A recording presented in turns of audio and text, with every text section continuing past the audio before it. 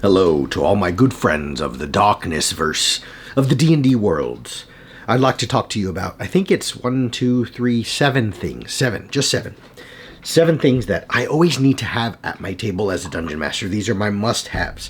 You may have a different list of must-haves, and if you do, I would love to see what that list is. Talk about it in the comments. Type some things in. Interact, people. Come on. I put all this damn energy into these videos. Talk to me. So here we go. 7 things that I need to have at my table. Now, first off, it must be said, I play in person. I generally always do. I've played a couple of online games and whatnot, but it's not for me. So I do not have the necessity to have so much digital stuff. I can work analog, meaning I can have a pen and paper and regular dice and things I can grab hold of because I'm playing amongst real-life friends. You may have seen that already in the previous video where I recorded my game. So anyway, what are the 7 things I must have in no particular order? I have to have food and drink. I'm partial to an energy drink or maybe a cup of coffee, especially as we get a little long in the legs and late into the night, into the darkest hours of the wee bits of the guilds. When it gets a little late, I need a little bit of a pick-me-up, a little bit of caffeine. I'm partial to Monster, specifically the blue one. One player at my table always sends out a text and says, "Everyone send me your drink orders and I will bring whatever you ask for." So I always let them know, "I'd love a blue Monster, please." Now, these aren't healthy things, right? Water is your go-to. It should be your go-to, but you're having fun. Beer and pretzels style. Maybe you do the beer. Maybe you do your Mountain Dews and your Coca-Colas. But as a fitness professional, and I'll stop it here, don't worry. This is not a lecture advice on how to become healthier. Drink water. It's the best you can have. You are talking a lot. You need to hydrate. Energy drinks are bad. But I love me a Monster, and we only play every other weekend, so if I can narrow it all down, I'll go to 2 Monsters a month. Food. Food's important. I like real food, whole food. Yes, we've got a bunch of shit at the table, snacks and pretzels and licorice and Reese's Peanut Butter Cups and Hostess cupcakes and someone baked the cake and all this other stuff and pumpkin cookies, I think they are. Real food. My wife always makes for the group, so I eat whatever she makes, fried rice, and I think ground beef taco stuff is usually our go-tos. But as a fitness guy, as a weightlifter, I'm partial to kind of that bodybuilder-esque stuff, right? A bunch of rice, potato, sweet potato, chicken, meat, a lot of protein, good carbohydrates. Have some food. We play for 6 hours. Sometimes it's not a creative block, or I'm at a lull, or I'm just not feeling the game. Sometimes I just need nutrients. So I must have food and drink. If I'm going to play at your table, you need to provide me with some food and drink if I don't bring my own. All right? What's next? I just talked about being analog. I'm a very tactile. I like to feel things.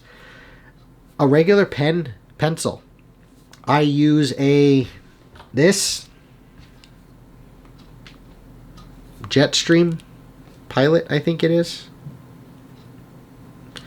I use number 2. And I often will use a Sharpie pen. I just like the feel of it. I like pens. I'm kind of a pen snob, sort of as I am with coffee.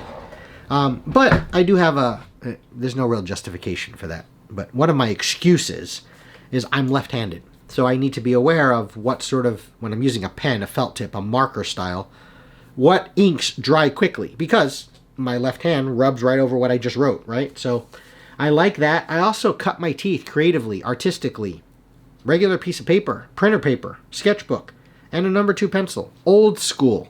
There was no Wacom. There was no digital interface. There was no Apple Pen and all this other stuff. So I just like that feel. And along those lines, I also need to have dice. I don't understand. I mean, I get, okay, if you're playing Roll20 or whatever it's called, virtual tabletop or something, sure, whatever. But I don't understand when you come to the table, when you're in person, and I'm shitting on my friends here, but I love you all, you know that. You come to the table in person and you've got your laptop or whatever in your computer, and then you're like clicking buttons to roll dice. Drives me crazy. I need dice. I need that, especially as the DM, I roll in front of my players. The feeling of just grabbing a handful of D6s and throwing them out onto the table and just feeling that and hearing that noise. Even if I'm not going to do anything, just They're like, what's he doing? I don't know. But neither do you. I need to have dice at all times. So I need to have dice, and I also have a dice tray. We have a lot going on at the table. 8 players plus, books, shit everywhere. I need to contain it. Also, we're playing at level 11, so my AE effects from my monsters are 12d6. Right? My attacks are 3d20. Someone gives me disadvantage. Let's roll 6d20. There's a lot of dice going around, so I need to have something to contain it. Now, I'm not partial to any specific dice tray. It's just what I bought for myself. I'll show you a picture of it, I think. It's what I bought for myself and my wife.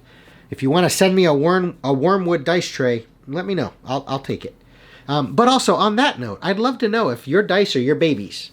If they're important to you, right? They were a gift from someone, a loved one, or you got one of those $150 custom dice sets that are made of actual gold and imbued and with a little bit of diamond, and they were born in the fires of Mount Doom. Let me know. Send me a link or something where I can go to check out the cool dice and dice tray and various, I don't know if accoutrements is the right word, but your swag. What do you bring with you to the table? All right, so I need my dice. Something to write on. All I need is something I don't have. One sec. 1, 2. Actually, when I was off camera, I found my dice. So here's my D6s. They're ivory. I like a lot of contrast. And then here's my... Hold on. My dice are casting Misty Step. Just wait. I'm going to get off camera. Ha-ha! Black and yellow, black and yellow. So, those are my dice. But the writing thing that I write on, yellow notepad. That's all I need. Hardback, so that way if I want to just write floating. But obviously it's going to be on the table most of the time. This is all I need. So here's the interesting thing. You might be wondering, by the end of this video, you're like, wait a minute, he didn't mention D&D notes. His DM notes, like the stuff he wrote ahead of time. The things you just downloaded in PDF. I don't need that. Give me my dice. I don't even need the dice tray. Give me my dice. You know how everyone's really specific about the dice, right? Whatever dice I've been using to crit my players, I want those same D20s. Give me my dice, my pen, perhaps even the old school number 2 pencil, and a yellow notepad with no notes. Obviously, if you're running, I don't know, this, you need this book. But otherwise, it can be blank. I'll sit back and communicate. Let's bounce off each other a little bit. Tell me your story, and I'll tell you my story. I'll tell you where I'm going to go. You tell me where you're going to go. And then I will... That's the sound of jotting things down. I will jot it down. That's all I need to springboard and get the creativity flowing. I don't need to have a bunch of notes of, I'm the DM, that's my role, you're the players, I'm telling you what's happening. No, let's just have a conversation, and I'll bounce off of you, and you bounce off of me. This is all we used to need when we were 9 and we were writing a cool imaginative story. When you watch the old authors, right? Old Stephen King stuff, when he used to write way back, Pet Sematary, whatever, right? He's been writing since the 70s or whatever it was. Maybe before that. Neil Gaiman. Sometimes you'll see them sitting down with their brandy and cigar, legs are crossed, and they just scroll and write a new story that we can all gawk at. That's all you need, all right? So this is my number 1. This is the big go-to. Now, there are some books. The PH. This is the only one I need. I've got a bunch of other stuff. I have D&D Beyond. Now, maybe that would be a different video of what do I need to prep. During prep time, I'm sitting on the screen. I have 9 tabs open, each with D&D Beyond. I'm looking through the monster tabs, blah, blah, blah. That's why I buy the stuff on D&D Beyond. But at the table, I just need this guy. I don't like to reference stuff and look up rules to mess up the pacing. I just need this guy. The only other book that I will always have at the table, or books, are these. Tome of Beasts 2 and Creature Codex, just because that's what I have right now. But more importantly, why these? Not non-official monster books. Not stuff published by WotC. Yes, the Monster Manual has some wondrous things, right? It's got mind flayers and dragons and giants, which I love, and demons and devils, and it has some great monsters. Giralons, trolls, awesome stuff. But there's nothing quite like having this stack of books sitting there off to the side, and then partway through, even if I'm not going to use a damn random encounter, but I'm like, and my players just catch a quick glimpse of this, or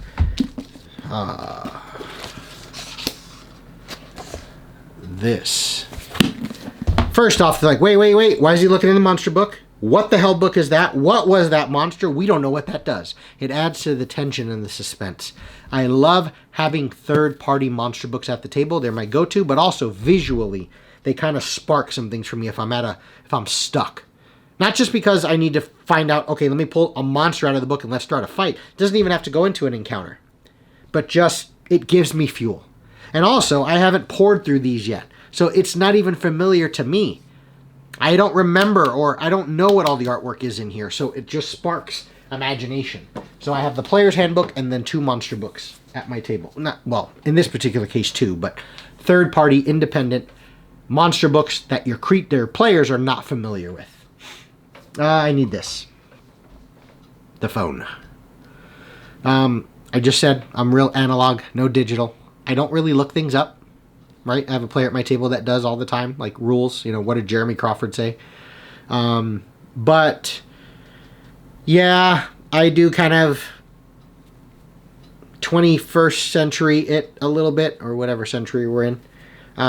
This is how I pass notes, so if I want to tell some secrets to a player, I will text them. But most importantly, I use this for music. I pull up Spotify.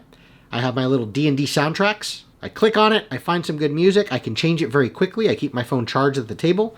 I can scroll through. That is efficient. I don't care if you've got CDs and all this other shit. You're going to be more efficient on Spotify. Trust me. And then you have access to everything. And then I send that music to my living room speaker system, and The Witcher is playing in the background. So that's all this is really for. And then, of course, like, my daughter works the days that we play, so I want to have a phone handy in case, I need to get a hold of somebody or somebody needs to get a hold of me. But as the DM, I'm certainly not the one browsing on my phone, right?